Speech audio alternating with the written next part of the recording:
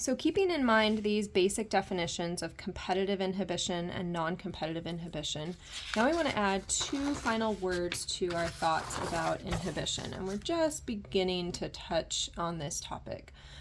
So here we're going to talk about reversible inhibitors, which means things can be undone.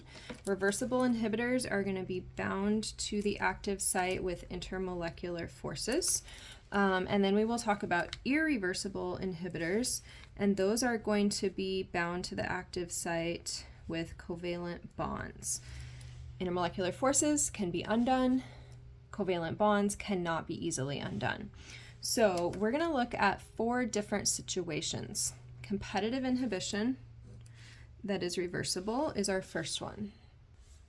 So if you remember, this competitive inhibition has our enzyme, we have our inhibitor sitting there in the active site, we have our substrate that can't get in, and what I'm telling you now is let's think about this being reversible. So we've just got intermolecular forces holding that inhibitor in there, okay? And so we have our inhibitor held by intermolecular forces, okay? And because it's intermolecular forces, that means that my inhibitor can and will occasionally leave that active site, okay? So it can and will leave that active site. Now, if I add more substrate, so let's say, for example, this would be if I have my antihistamine drugs to keep me from sneezing, okay? And I take some drugs to help block those enzymes so I sneeze less. If I start to cuddle with a cat that I am very allergic to, then this adding more substrate here, suddenly I would have lots of substrate, and because this inhibitor is occasionally leaving, what happens is adding more substrate will give the substrate a good chance to get in and my inhibitor a good chance to get kicked out. So if I add more substrate, then I can say that the inhibition is reduced. And so again, as an example, exposure to allergens, things that make you allergic, and those would be my substrate, reduces the effectiveness of our inhibitors, which are called antihistamines. And we saw actually a picture of that on the previous page. So when you add more substrate or allergens, the inhibition is reduced. So my antihistamines are not able to help me in this situation, okay? So that would be reversible version of competitive inhibition. Now, an irreversible version of competitive inhibition would look something like this. So, right, we've got the inhibitor in there, we've got some substrate that is not able to get into the active site, but the difference is if it's irreversible, instead of intermolecular forces, I've got covalent bonds here, okay? So my inhibitor is held in the active site by covalent bonds. One bond, maybe more, okay? As a result, my inhibitor cannot leave. And so if I add more substrate, okay, let's say I'm exposed to a bunch more substrate like we talked about in the last picture, is that substrate ever going to be able to get in here? It can't, right? Because this is permanently blocking here. So if I add more substrate, I would say that there is no change in inhibition. And that kind of goes to what you would expect. If it's irreversible, I can't change that. I can't stop that. So as an example of this, penicillin drugs or nerve gas, such as sarin, that's used in chemical warfare occasionally, or we worry about it, bind to the active site with covalent bonds. In penicillin's case, they're binding to the active site in bacteria. In nerve gas, that can be used on humans, which would be horrible and tragic. When they bind with covalent bonds, that ends up being deadly because I can't get substrate in. So say I need to get some oxygen in or something like that, I can't because I've got these blockages of important enzymes. So that would be irreversible inhibition. This can be a good thing or a bad thing, right? If we're trying to kill bacteria, fantastic if we can kill it. If we're trying to harm other humans, horrendous that we can't undo this. So just because it's irreversible doesn't mean it's bad. It just depends on the context that you're using it in. Sorry if you can't see that there.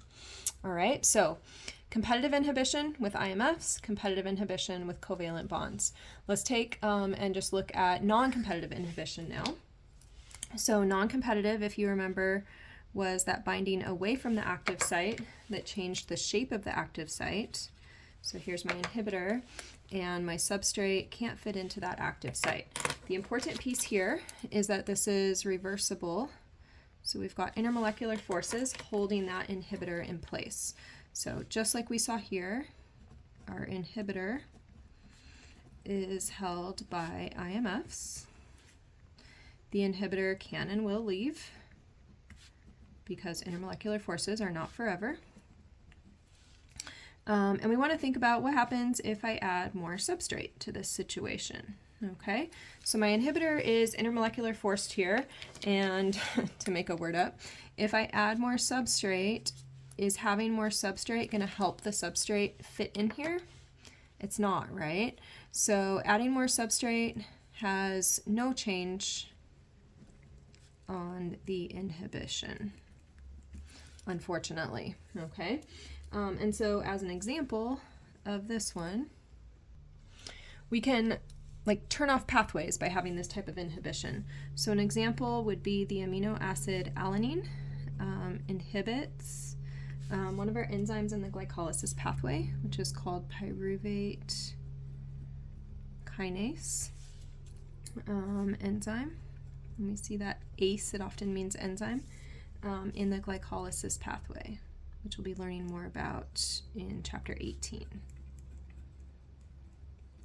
So we've got an amino acid that binds and just shuts this pathway down as long as it's there. But then it can leave and then the pathway can start back up again, okay?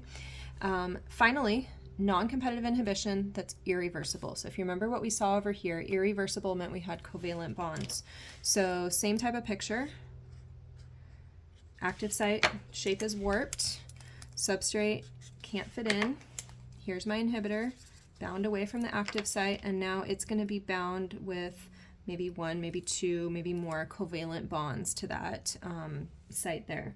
And so we have our inhibitor, just like we saw over here, held by covalent bonds. Our inhibitor cannot leave because it's got that really strong covalent bond. You'll see the pattern here. So our inhibitor cannot leave, and so if I add more substrate, what's going to happen? Is that going to change anything? Can that substrate suddenly get in there and react? It can't, right? So when I add more substrate, again, I see no change in inhibition.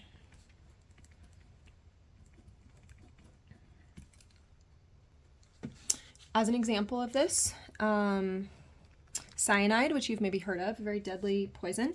So cyanide poison forms covalent bonds in our electron transport chain. So forms covalent bonds with the enzyme